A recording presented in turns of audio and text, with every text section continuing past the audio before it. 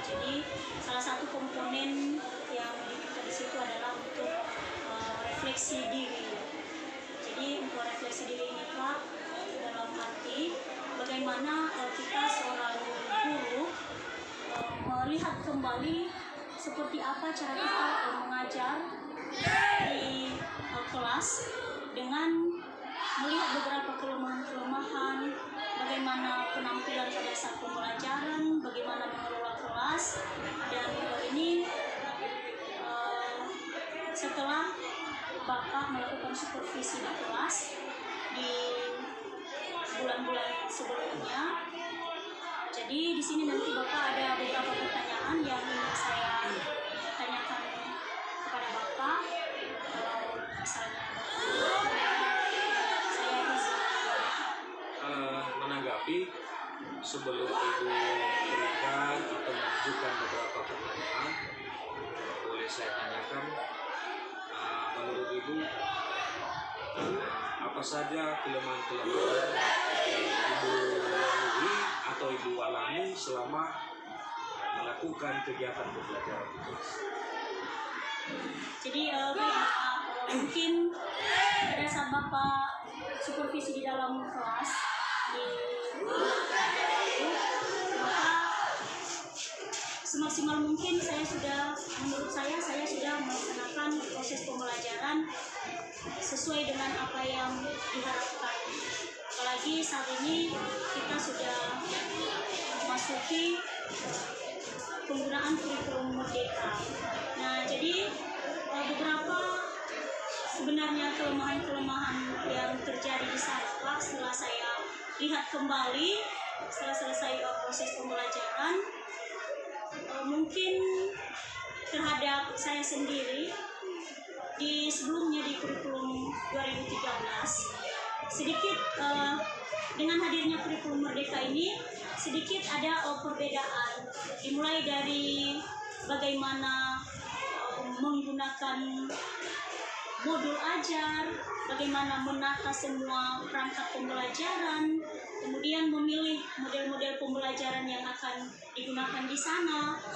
Nah, di kurikulum merdeka ini sedikit ada perubahan dan inovasi baru di sana, di mana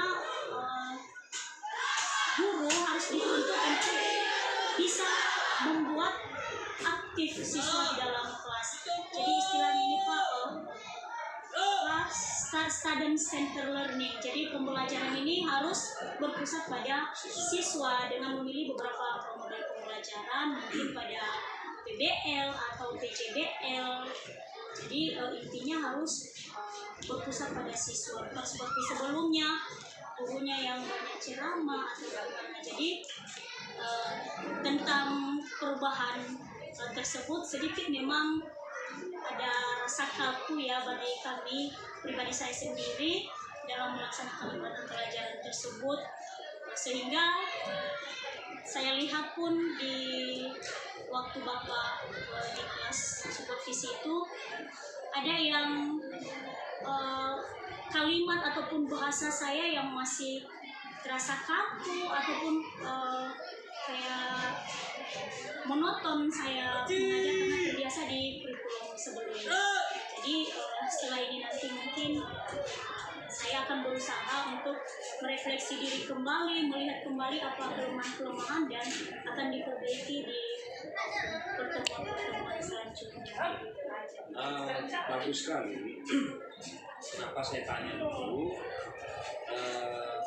Kemajuan dalam proses pembelajaran yang sudah dilewati itu memang harus terus diperbaiki dari waktu ke waktu, dan nampak sekali tadi perbedaan dari sebelumnya. Sekarang sudah study center student, sehingga besar kemungkinan bahwa ketika Ibu terus memperbaiki, membenahi perencanaan, pelaksanaan sampai dievaluasi, ini memang pekerjaan guru yang tiada henti-henti untuk terus berbenah, untuk terus memperbaiki. Artinya solusi untuk memperbaiki kualitas pembelajaran Ibu ini yang lebih memahami Ibu sendiri, sehingga untuk memperbaiki ke depannya Ibu yang lebih tahu mana langkah-langkah praktis, mana mana langkah-langkah yang kontekstual untuk boleh dilakukan dalam kegiatan pembelajaran. Itulah gunanya supervisi. Supervisi itu sebenarnya adalah untuk memperbaiki kualitas pembelajaran, baik pembelajaran tatap muka di dalam ruangan maupun juga persiapan kelengkapan dokumen administrasi kelengkapan guru. Jadi saya kira kalau ada beberapa mungkin Ibu konfirmasi terkait dengan hasil-hasil pelaksanaan supervisi, silakan. Baik Pak, terima kasih Pak. Jadi untuk lebih dalam saya memahami, untuk merevisi kembali seperti apa pembelajaran yang saya lakukan kemarin, maka saya ingin bertanya sama Bapak. Beberapa di sini telah saya tuliskan Bapak, kalau boleh, maka saya mulai aja untuk bertanya Pak ya. Jadi pertanyaan pertama Pak, menurut Bapak bagaimana Bapak menilai tingkat keterlibatan saya dalam pembelajaran selama Bapak supervisi di kelas kemarin itu? Memahami keterlibatan ya saya sudah maksimal. Itu terbukti dengan persiapan yang dilakukan, mulai dari beberapa media yang digunakan seperti penggunaan proyektor, pemanfaatan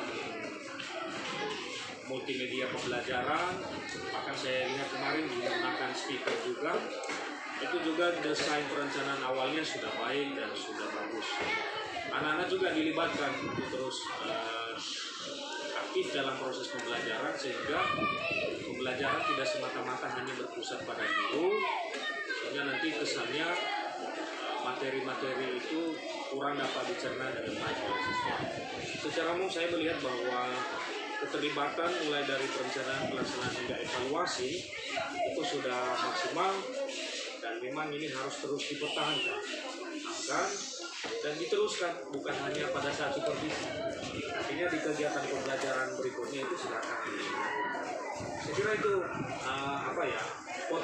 potret ketika saya melakukan supervisi, ketika Ibu mengajarkan materi tertentu khusus mata pelajaran IPA. Pak, terima kasih atas penilaian Bapak.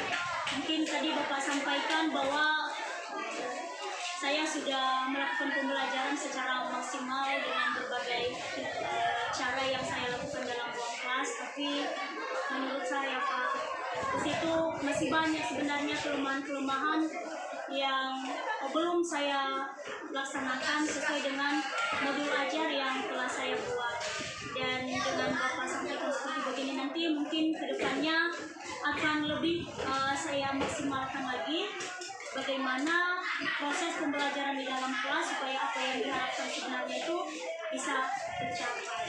Nah, jadi saya lanjutkan Pak, ada beberapa pertanyaan lagi.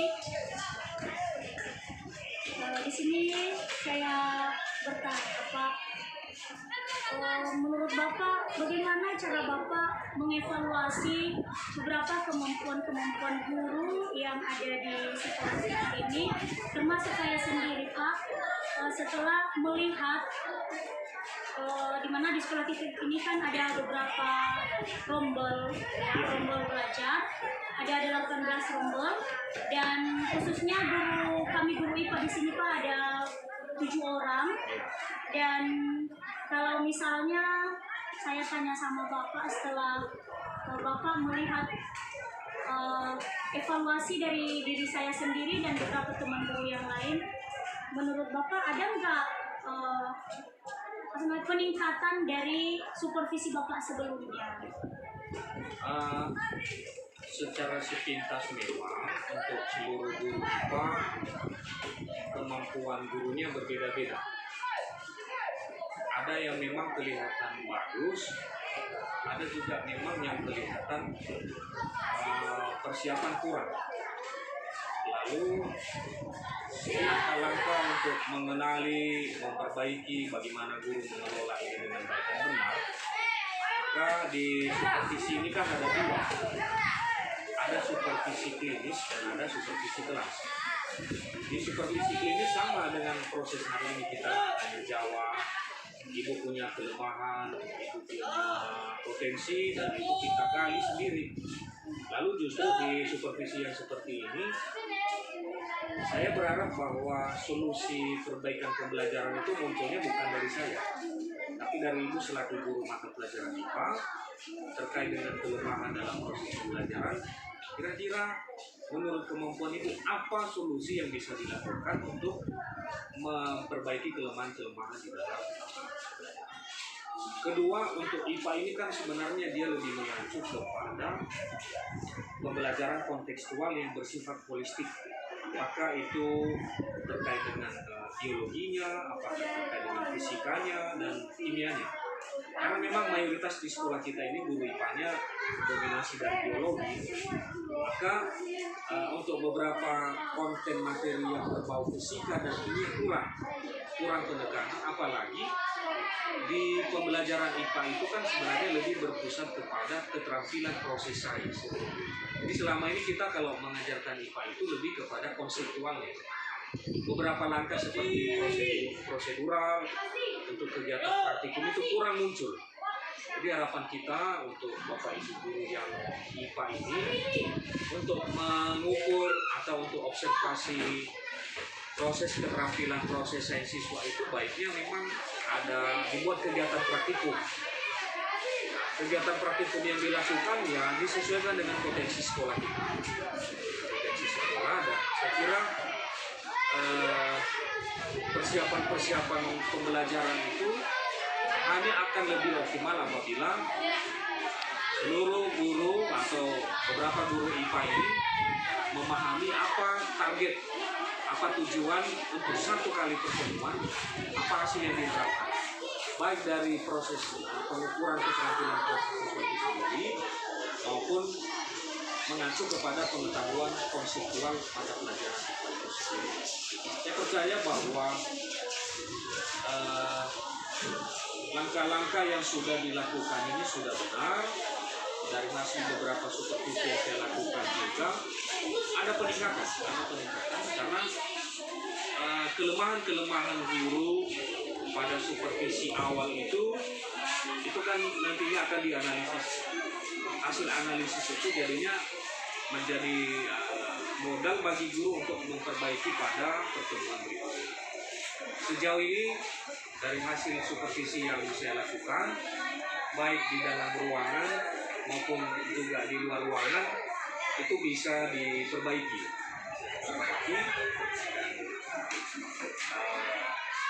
Perbaikan itu semata-mata ya untuk memperbaiki kualitas gurunya. Jadi bukan semata-mata supaya terkesan baik di depan guru-guru atau di depan siswa. Justru inti dari seluruh proses pembelajaran ini adalah bagaimana anak-anak memahami betul dan potensi-potensi mereka dalam proses belajar itu lebih dikembangkan dan dieksplor lebih lanjut. Terima kasih Bapak. Jadi betul memang yang Bapak sampaikan tadi, khusus di pembelajaran IPA ini sebenarnya di sekolah ini sangat diharapkan sekali untuk lebih banyak beraktivitas dalam model praktikum. Cuman kalau kita lihat kembali Bapak, mungkin di sekolah kita laboratorium beserta alat-alatnya masih sangat kekurangan. Tapi kami di guru-guru IPA mungkin melalui MGMP kemarin telah membicarakan sedikit bersama teman-teman guru bagaimana mengantisipasi hal ini, misalnya dengan melibatkan lingkungan, ya beberapa hal yang bisa diambil dari lingkungan, kemudian meskipun lab kita belum maksimal dan alat-alatnya juga belum benar-benar lengkap semuanya, jadi kami mengambil solusi di situ.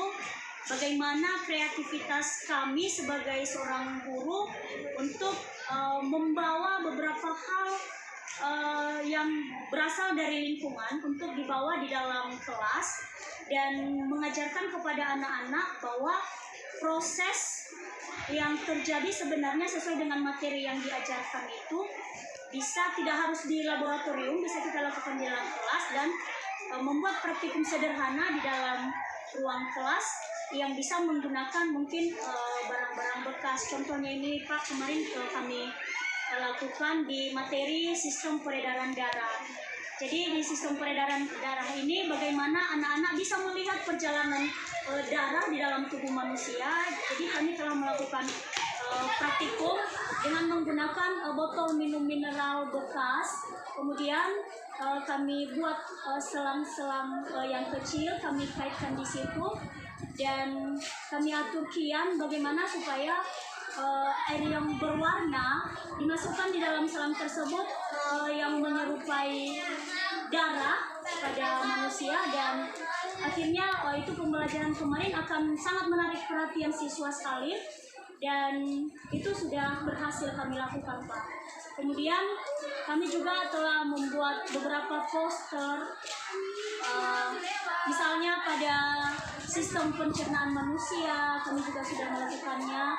Kemudian di sistem reproduksi manusia juga di kelas 9 untuk menggambar bagaimana untuk menganalisis, mengidentifikasi bagaimana sebenarnya organ reproduksi manusia itu baik kepada laki-laki dan perempuan. Jadi kami mengambil satu bahan praktikum sebagai bahan praktikum dengan menggambarkan di kertas manila berupa poster dia bagaimana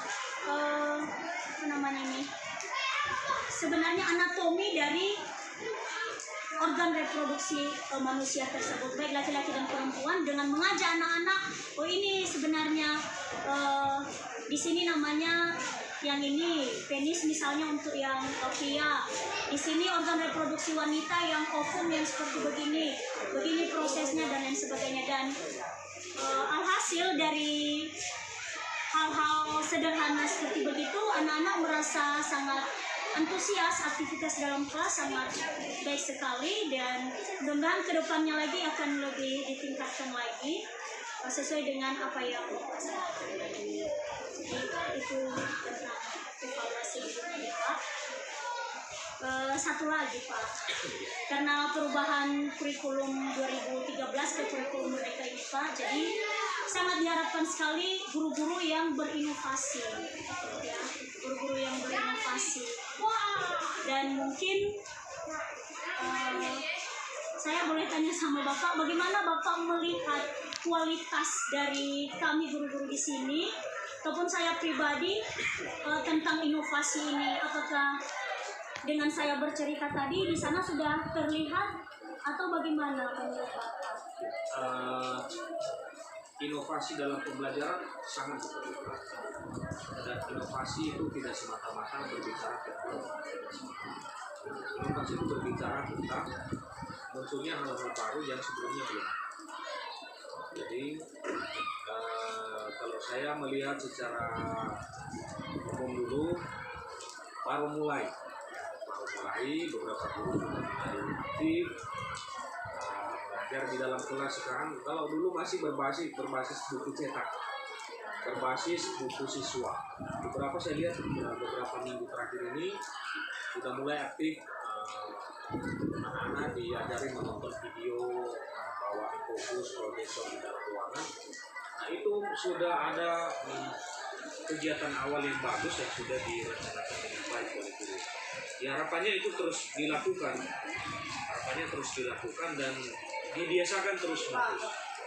Karena ketika proses pembelajaran yang menarik dan baik dan lahirnya inovasi-inovasi yang terbaru dari guru, bukan hanya IPA, seluruh mata pelajaran, maka saya kira juga anak-anak akan merasa antusias dan akan merasa bersemangat. Justru anak-anak dengan lahirnya metode belajar yang bagus, model belajar yang menarik, anak-anak untuk tidak hadir ke sekolah itu merasa rugi. Nah, jadi kehadiran Bapak Ibu guru di dalam ruangan itu dinanti-nanti. Kapan lagi guru IPA masuk, kapan lagi guru matematika masuk. Karena apa? Karena kehadiran kita itu membawa informasi, membawa hal baru yang mungkin sebelumnya mereka belum tahu. Kedua, kehadiran guru di dalam kelas itu bukan menghadirkan situasi yang membosankan. Memang secara teori gampang membuat bahwa bagaimana pembelajaran supaya lebih menarik, bagaimana supaya memunculkan aktivitas siswa lebih aktif di dalam ruangan, tetapi kadang-kadang dalam pelaksanaannya sulit. Lalu kenapa ini jadinya bisa menjadi sebuah kebiasaan yang baik? Karena diawali dengan ada niat yang baik dulu, ada motivasi untuk memperbaiki, dan dilanjutkan secara terus-menerus. Sehingga apa tujuan daripada kurikulum itu sendiri, utamanya di kurikulum Merdeka, anak-anak itu dipersilakan untuk mencapai satu capaian pembelajaran, untuk memenuhi satu tujuan pembelajaran. Memang guru diberi kebebasan untuk merancang pembelajaran, menggunakan model apa, media apa, sehingga apa yang dilakukan itu bukan semata-mata sebuah rutinitas, tetapi kegiatan pembelajaran itulah yang namanya kegiatan pembelajaran bermakna. Selain bermakna bagi peserta didik, bagi gurunya juga bermakna. Bagi guru yang melihat beberapa guru membawa infokus di dalam ruangan, dia mengajar sungguh-sungguh. Sebenarnya kita sedang menularkan kirim semangat bagi guru. Saya juga melihat, saya juga termotivasi, berarti guru semuanya satu ruangan selalu ada tampilan, selalu semangat mengajar. Jadi silakan diteruskan. Semakin banyak, semakin konsisten kita melakukan itu, maka guru-guru yang belum pernah biasa atau katakanlah nggak punya kemampuan mengelola IT multimedia yang berbau IT itu, ya dia termotivasi. Dan satu lagi, berbagilah kepada guru-guru kita setidaknya untuk mata pelajaran IPA, apa praktik baik yang sudah ibu lakukan, apa pengalaman baik yang sudah ibu lakukan. Berbagilah setidaknya kepada rekan-rekan guru IPA supaya apa? Setidaknya kalaupun tidak seluruh guru ini kita perbaiki, tapi pelan-pelan pasti tetap bergerak, tetap berjalan, utamanya menyukseskan program sekolah kita di 2023, sekolah penggerak. Bagaimana dulu di dalam kita gerakkan seluruh komunitas, mulai dari guru, tenaga kependidikan, peserta didik. Lalu nanti ke depan ketika kita sudah mampu ini, kita boleh mengimbaskan kepada sekolah-sekolah lain yang memang membutuhkan bantuan, membutuhkan inovasi-inovasi terbaik yang sudah kita lakukan. Kedua, semakin baik kita merencanakan pembelajaran, maka nggak ada yang dirugikan. Guru tidak pernah merasa rugi. Saya kok dirugikan ya, saya mati-matian bekerja, menyiapkan segala macam, tapi pada akhirnya juga guru-guru lain juga tidak melakukan hal yang sama. Jangan persoalkan itu. Semakin baik ibu mengemas proses pembelajaran, itu namanya level kita naik. Ya kalau orang lain tidak mau meniru, tidak mau mengakui level kita naik, biarkan. Pada masanya waktu akan menguji. Pada masanya waktu akan terbukti bahwa yang namanya, ada beberapa istilah, emas pun dibuang di kubangan lumpur tetap dicari. Ya. Tapi besi sebagus apapun, logam sebagus apapun, dipajang di etalase yang mewah, nilainya tidak akan ada. Jadi barangnya kita sedang mempersiapkan diri, mempersiapkan kompetensi, sehingga pada waktunya ketika sudah benar-benar baik, sudah teruji dan berkualitas, ya kita akan laku di mana. Dan yang menikmati hasil utamanya kita dulu, orang lain dulu. Itu kalau pengalaman yang saya dapat seperti itu. Jangan pikirkan orang lain kalau mau maju, jangan pikirkan banyaknya tantangan, yang penting lakukan saja dulu, kerjakan saja dulu. Buah dari kerja keras ibu yang dilakukan hari ini ada nanti. Kalaupun tidak hari ini, mungkin tahun depan. Kalau tidak tahun depan, mungkin 5 tahun lagi. Dan sebuah pengalaman baik ini bisa ibu ceritakan nanti kepada guru-guru lain untuk bagaimana juga mereka bisa termotivasi. Coba bayangkan ini, tidak ada sesuatu gebrakan yang ibu lakukan dalam pembelajaran itu. Maka suatu waktu kalau ditanya pengalaman baik ibu dalam mengajar, ibu pasti tidak punya modal. Tidak punya modal untuk bercerita, tidak punya pengalaman untuk dibagikan kepada guru. Tapi ketika hal-hal ini sudah ibu lakukan, tadi seperti saya catat ini, melaksanakan praktikum menggunakan botol bekas, menggunakan pewarna, mengenai stiker darah-darah, membuat poster, sistem reproduksi, organ reproduksi manusia, itu sudah hal-hal baik. Walaupun menurut kita guru ini sepele, itu biasa. Tapi ketika belum dilakukan, terkesan hambar. Tapi bagi yang sudah melakukan, ibaratnya kalau mengajar ini, kalau kita sudah sungguh-sungguh melakukannya, kita seperti kecanduan. Bahkan ketika tidak masuk kelas, kita merasa dirugikan.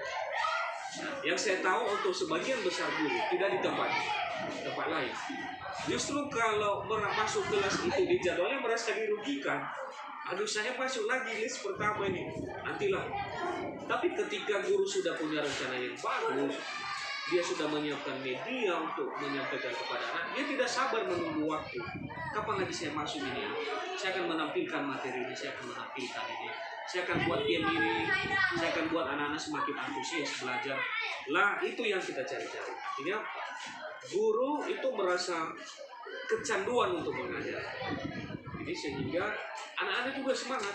Kita dinanti-nanti untuk belajar. Jadi intinya adalah menjadi guru adalah sebuah pilihan, menyampaikan materi kita lebih baik, lebih bermakna, lebih holistik. Itulah tuntutan dari guru. Saya kira apa beberapa yang ibu tanyakan ini sangat baik sekali. Pun berlaku untuk ibu, bagi saya juga. Mungkin informasi hari ini yang kita diskusikan ini juga menjadi salah satu tolok ukur dan acuan bagi guru-guru lain untuk boleh saling berbagi. Sekali lagi, apa yang sudah ibu mulai, apa yang sudah ibu dapatkan ini sudah bagus sekali. Yang terlepas dari tugas ibu sebagai guru, tugas-tugas tambahan sebagai wali kelas, tetapi fokus utama bagaimana proses pembelajaran IPA itu lebih maksimal dan sekali lagi berbagi kepada guru-guru yang lain. Apa yang sudah ibu dapatkan baik, bagilah. Saya kira itu beberapa hal yang bisa saya jelaskan dan mungkin ada hal lagi saya persilakan. Baik Pak, dengan beberapa juga saran-saran dari Bapak, masukan-masukan yang Bapak sampaikan dari awal tadi, dan di sini secara pribadi saya bisa melihat dan merefleksi kembali seperti apa yang sudah saya lakukan dan beberapa juga ilmu baru yang saya dapatkan dari apa yang Bapak sampaikan, dan mungkin saya rasa cukup sampai di sini dulu. Mungkin kedepannya saya akan lebih banyak lagi berdiskusi sama Bapak tentang peningkatan proses pembelajaran di dalam kelas, khususnya kami di guru-guru IPA. Jadi mungkin itu aja dulu Pak. Terima kasih banyak atas waktu Bapak, dan mudah-mudahan ilmu yang sudah Bapak bagikan tadi, beberapa juga masukan-masukan dari mulai proses pembelajaran yang sudah Bapak sampaikan kepada saya, dan itu akan menjadi PR buat saya, dan saya upayakan ke depannya bisa lebih baik lagi dan bisa maksimal dalam melakukan proses pembelajaran. Saya itu. Terus Bu. Oke, terima kasih Pak. Saya izin.